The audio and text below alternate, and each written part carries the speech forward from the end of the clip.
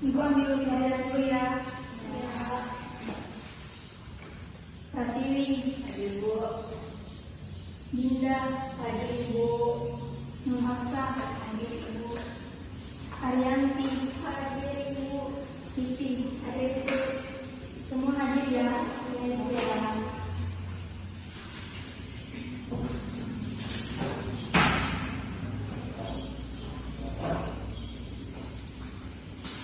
Baik, kita di sini akan belajar mengenai dua tokoh, yaitu yang pertama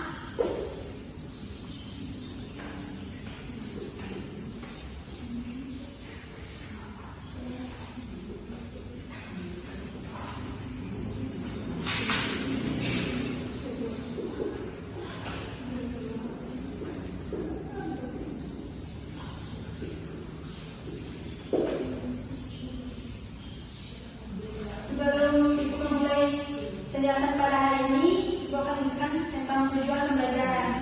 Peserta didik mampu memahami atau menyebutkan biografi dua tokoh termasuk wafat, karya utama dengan benar.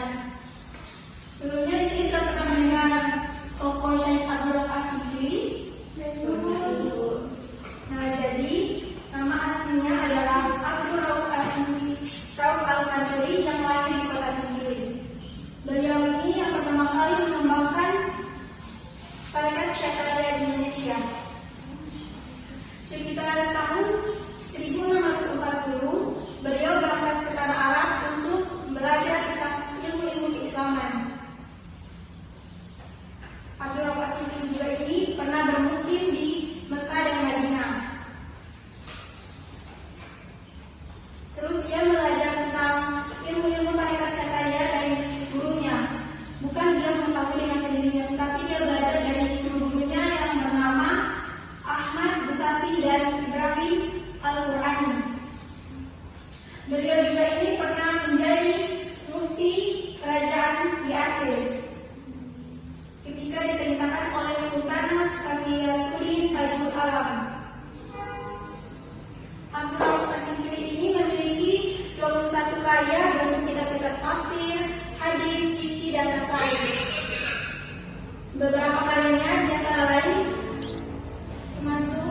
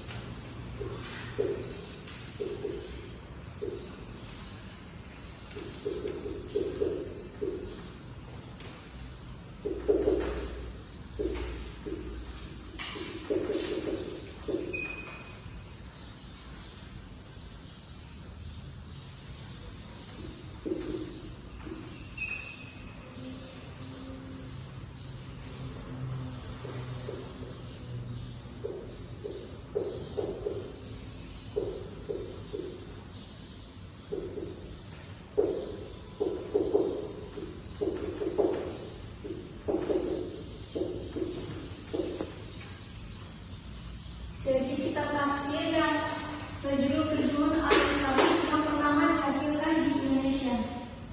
Terus yang kedua, Al-Mutajim adalah kitab yang paling terpenting menurut Syekh Abdul Rauf Asy-Syikili karena di dalamnya berisi sifat Allah dan Rasulnya dan zikir.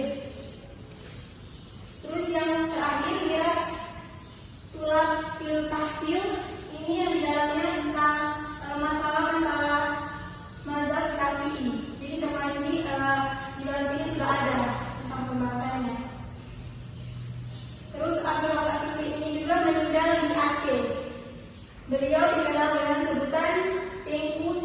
kuala. Mereka memberikan nama seperti itu karena sebagai penghargaan, karena dia bisa membuat masyarakat Aceh mempunyai keilmuan atau pelajaran yang lebih. Abdul Asmiri ini meninggal di Aceh dan masyarakat Aceh memberikan penyebutan nama sebagai Tengku Syah Kuala karena itu sebagai penghargaan untuk beliau. Mereka juga di Aceh membuat perguruan tinggi yang diberikan nama Syah Kuala sesuai dengan nama beliau. Kampus ini didirikan pada tahun 1961 di Banda Aceh. Kita masuk pada pembahasan yang kedua.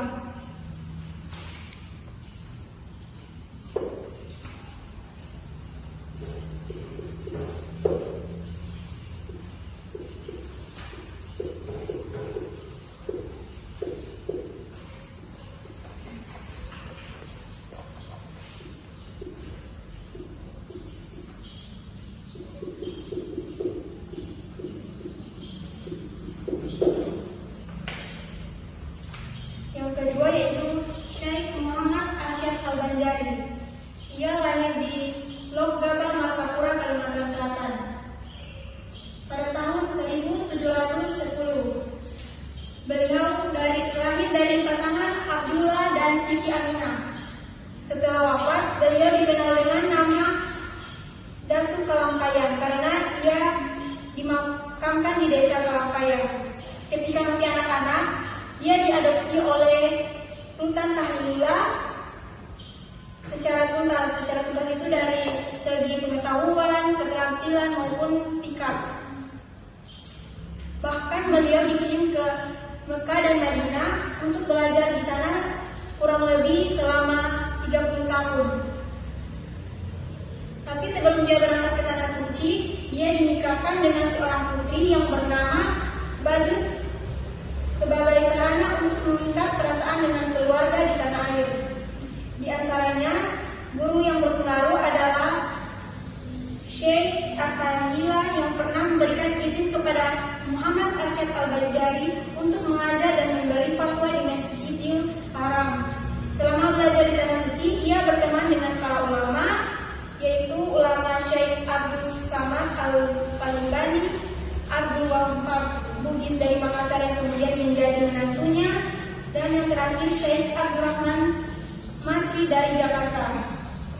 Jadi langkah pertama yang dilakukan oleh Syekh Muhammad Arsyad Al-Banjari ialah mengumpul kader-kadernya untuk membina. Jadi di situ dia melatih semua kader-kadernya. Terus ia meminta kepada Sultan Sajidullah sebidang tanah untuk membuat pusat sekolah. Jadi dia membuat seperti sekolah untuk para santri. Di dalamnya ada perpustakaan, ruang belajar, serta asrama bagi para santri. Berkat perjuangan keras beliau dengan dibantu menantunya, akhirnya pusat pendidikan tersebut ramai dikunjungi para santri dari berbagai daerah. Tempat tersebut hingga saat ini dikenal dengan nama Kampung Dalam Pagar, sebab para santri tidak boleh keluar tanpa izin ketika sedang belajar. Jadi mereka harus minta izin kepada gurunya yang sedang mengajarkan. Muhammad Arsyad Al-Banjari ini juga menulis buku yaitu berjudul Sabilul Muhtadi.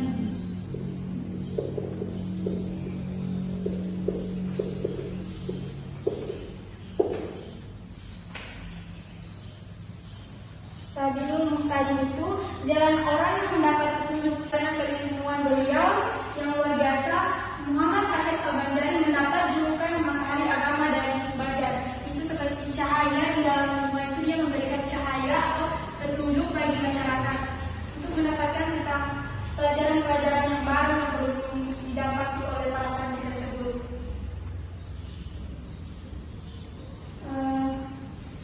Sampai di sini masih ada yang bertanya?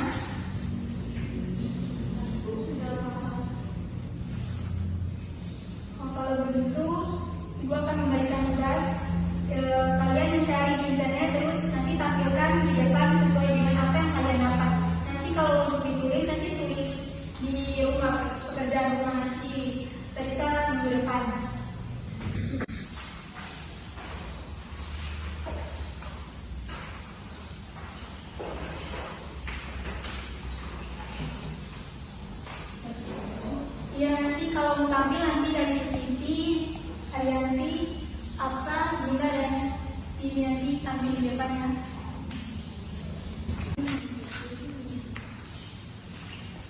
Sudah anak-anak sudah selesai?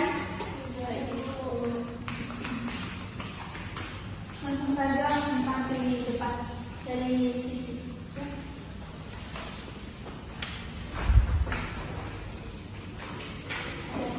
Baik, di sini ada latar belakang dari Syekh Abdul Rauf As-Singkili.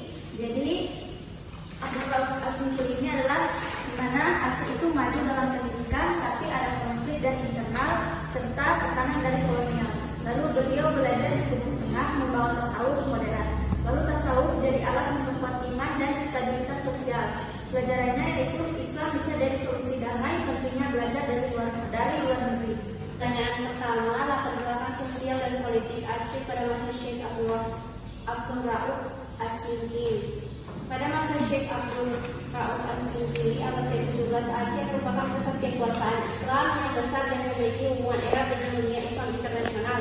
Situasi politik yang dinamis dengan berbagai pergolakan kekuasaan mendorong perlunya stabilitas spiritual dan sosial. Terus yang kedua, peran Syekh Muhammad Arsyad Al-Banjari. Syekh Muhammad Arsyad Al-Banjari adalah ulama besar dari Kalimantan Selatan pada abad ke-18 yang berperan penting dalam menyebarkan mazhab Syafi'i melalui pengajaran, penulisan kitab, dan pendirian lembaga pendidikan Islam. Pelajaran yang bisa diambil pentingnya penyebaran ilmu dengan pendekatan yang bijaksana dan menghargai keragaman pandangan dalam Islam. Nah, baiklah, latar belakang sosial dan politik Aceh pada masa Syekh Abdul Rauf As-Singkili.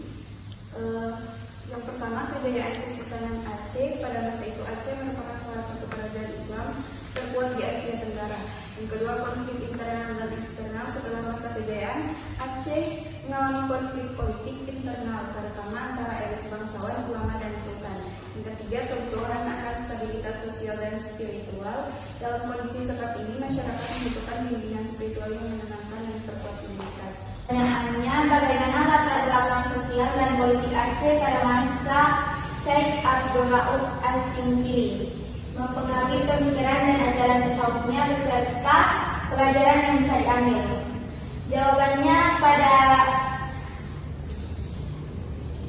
abad ke-17 Kesultanan Aceh berada di bawah pemerintahan Sultan Saifuddin Shah yang memimpin setelah wafatnya Sultan Iskandar Kasani. Masa ini ditandai dengan kemunduran kekuasaan politik tetapi berkembangnya intelektualisme Islam. Kondisi ini membuka ruang bagi para ulama untuk memainkan peran besar dalam kehidupan masyarakat dan pemerintah. Kemudian pengaruh terhadap tasawufnya, Syekh Abdul Rauf As-Singkili hidup dalam suasana yang menuntut adanya pembaruan keagamaan dan pemurnian ajaran tasawuf. Pelajaran yang bisa diambil pentingnya menyesuaikan ajaran keagamaan dengan kondisi sosial politik masyarakat. Terima kasih.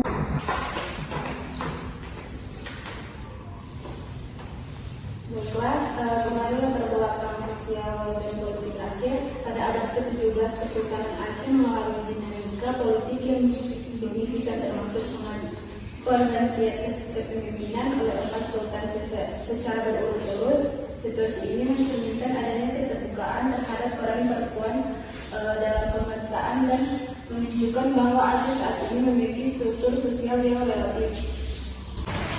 Alhamdulillah, jawaban kalian sudah tepat dan benar. Nanti kalian tulis di rumah ya apa yang kalian sudah dapatkan sekarang. Baik Bu. Sebelum menutup pelajaran pada kali ini, mari sama-sama melafazkan hamdalah. Alhamdulillah.